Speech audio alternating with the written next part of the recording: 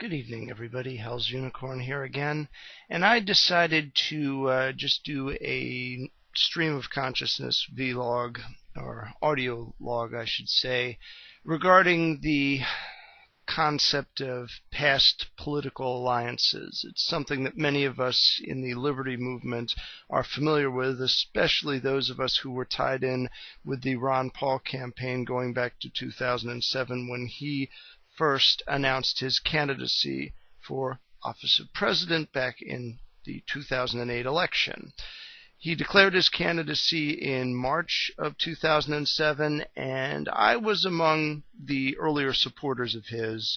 I knew about him, but I did not become an out-and-out complete supporter until I saw the first Republican debate, which was sometime in May, I believe.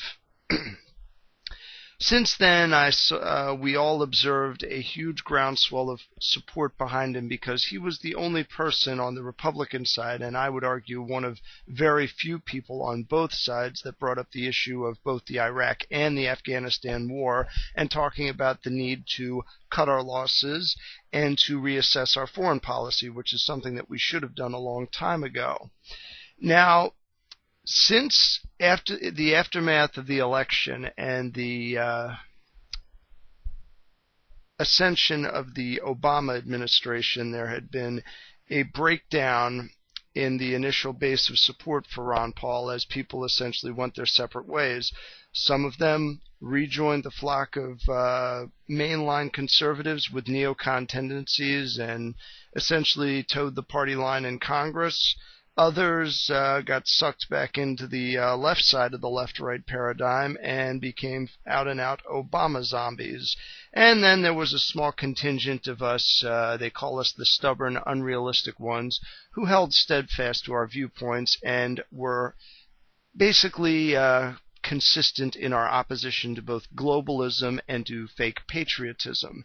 And despite what some people think, I have not wavered from that viewpoint at all. I've taken a bit of a different perspective on things because of the nature of the evolution of the political situation in the past 2 years.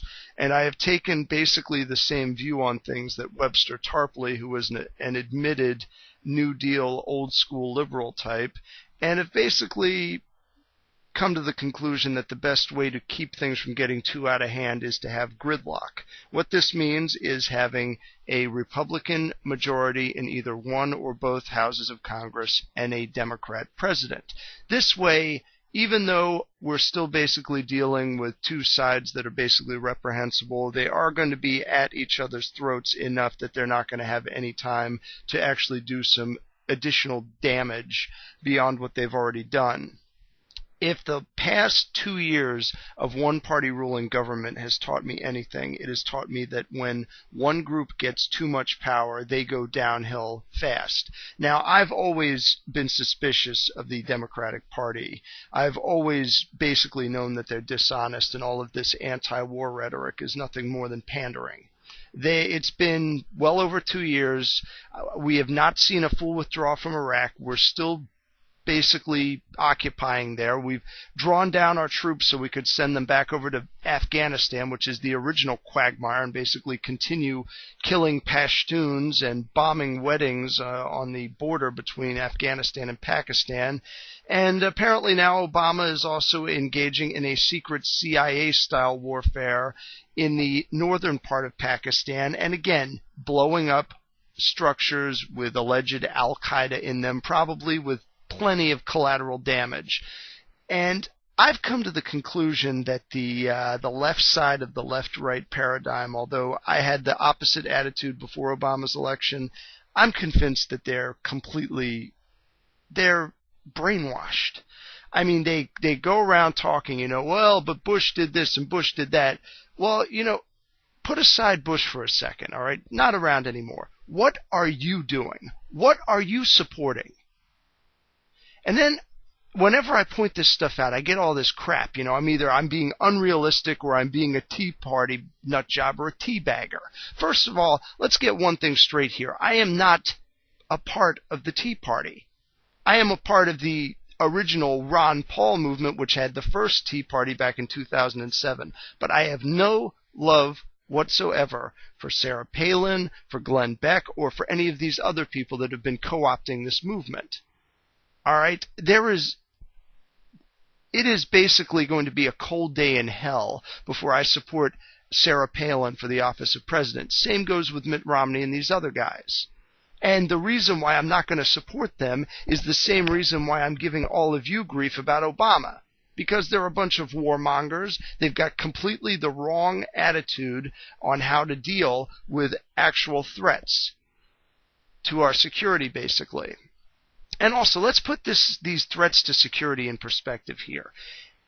Short of one of these terrorist groups actually delivering some kind of dirty bomb to a major city, how much damage can they actually do should they succeed? I mean, I know I sound like I'm starting to sound similar to Obama now here and just basically going, oh, we can withstand another terrorist attack.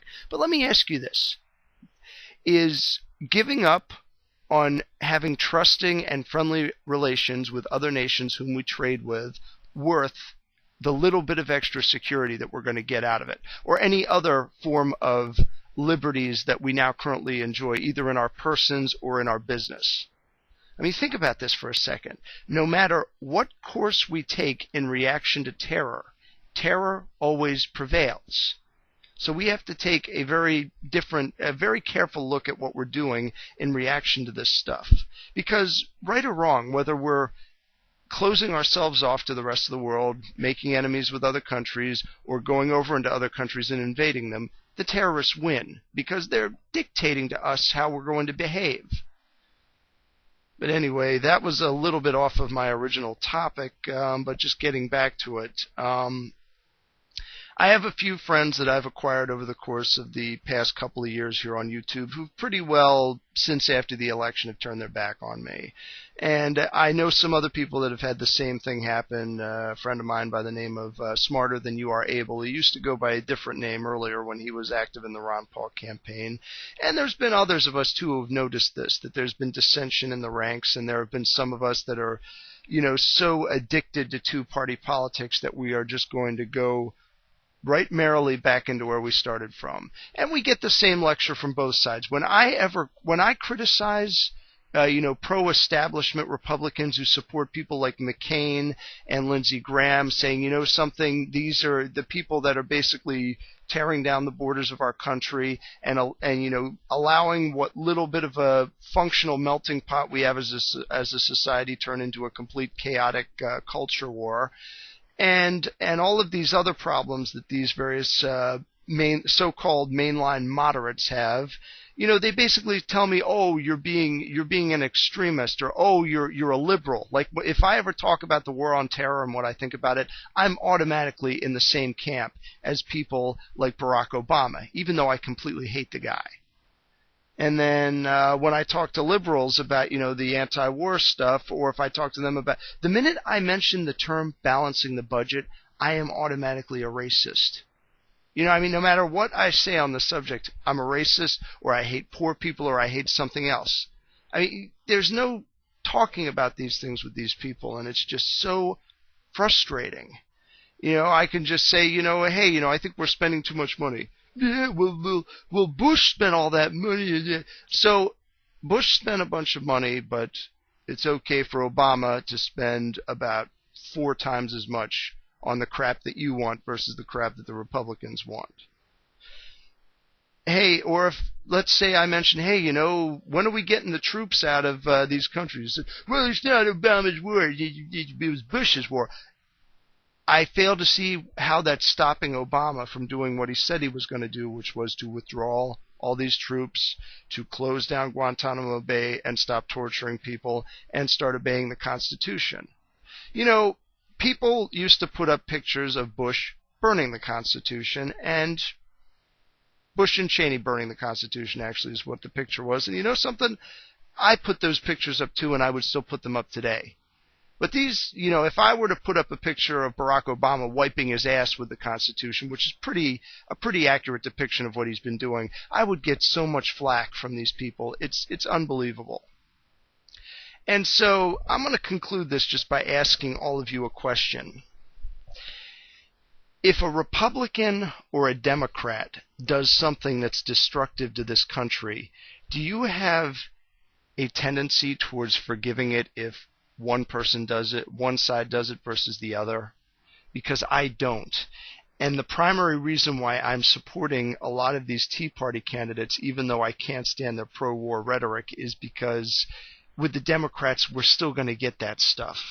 And right now, my primary interest is self-preservation. I mean, I'm facing very high costs of living increases, in no small part due to Obamacare. And I have to look out for myself as well as for other people around me and other people in this country.